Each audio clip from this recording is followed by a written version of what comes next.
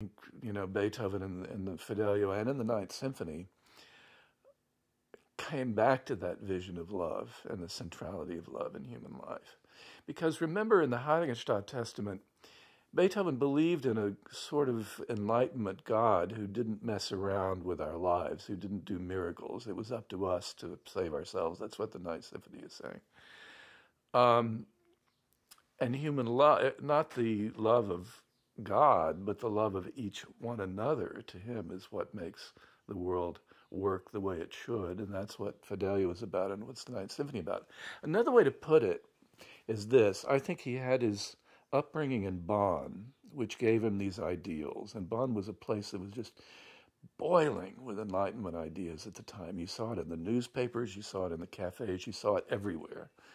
And that, I don't think he ever moved off that foundation. And I think he with the Eroica, he found a way to put those ideals directly into his music. And I think that kind of train of thought, which doesn't encompass a lot of his music at all.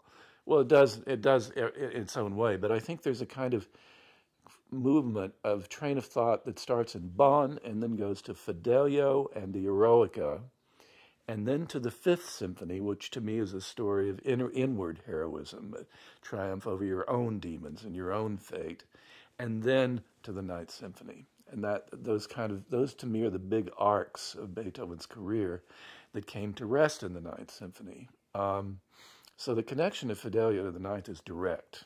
You know, they're on the same train of thought.